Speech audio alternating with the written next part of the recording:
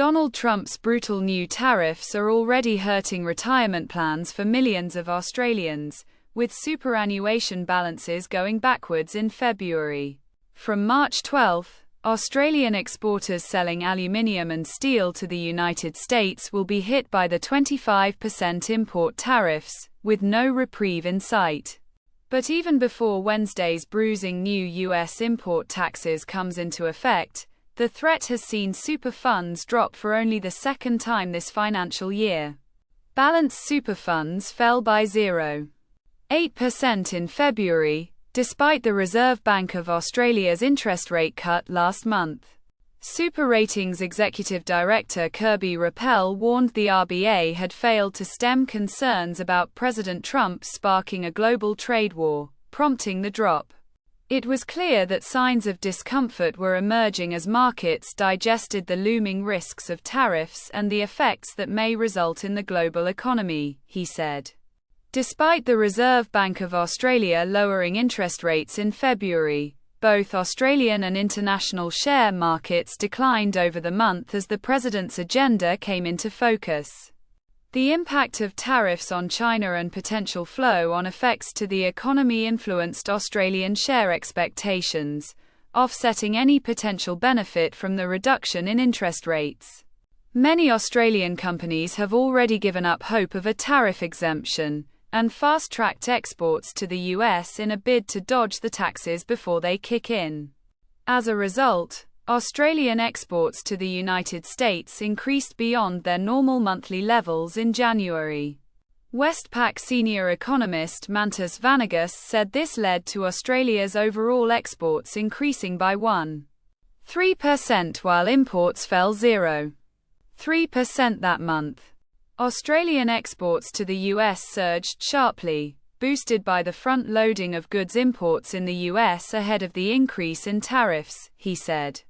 The flow was around twice as high compared to December and more than 3 times higher than the typical flow last year.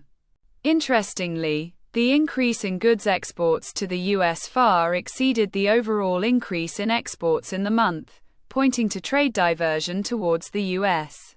Indeed, other major trading partners, mainly in Asia, saw significantly lower flows of Australian exports. Moomoo market strategist Jessica Amir said investors should look at healthcare stocks as a better investment during a time of global uncertainty about trade wars. Read more. Donald Trump fires fresh shot at Australia, accusing it of disregarding aluminium exports vow. Regardless of tariffs, people still have human needs, she told Daily Mail Australia. That's a reason why institutions, typically, put money in market downturns into healthcare. That's why healthcare is outperforming this year. Ms. Amir said healthcare stocks also outperformed the rest of the share market in 2018, when President Trump initially introduced tariffs during his first term. Since the start of 2025, shares in Sigma Healthcare, the owner of Amcal and Chemist Warehouse, climbed 8%, while the S&P ASX 200 fell by 2.9%. The newly merged group now has 1,000 pharmacies across Australia. While Australia will still be hit by the new import taxes on Wednesday, the tariffs on Canadian and Mexican goods have been delayed by a month until April 2.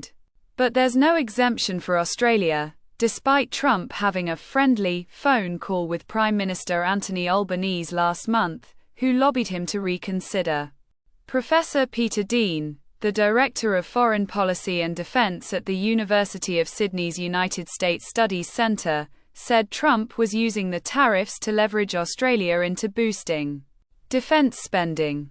He's far more willing to impose costs and not do things if you're not seen to be doing your fair share, he told Daily Mail Australia.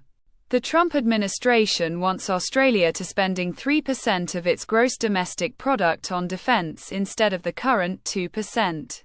Australia is well perceived in the United States and well perceived as pulling its weight, but questions will be asked if the new benchmark is 3% and we're not at 3%. Professor Dean said. Since 1952, The US has had a regular trade surplus with Australia, where Australia bought more goods and services from the US than the US bought from Australia. But President Trump is annoyed the American trade surplus with Australia has been narrowing during the past decade. Should no concessions be forthcoming, this would be a contrast to 2018 when Australia was given an exemption from 25% American tariffs on steel and 10% import taxes on aluminum. Australian steelmaker BlueScope already manufactures steel in the US. But the tariffs would affect South Australia's Whyalla Steelworks, now in administration, and the Tomago aluminium smelter in Newcastle.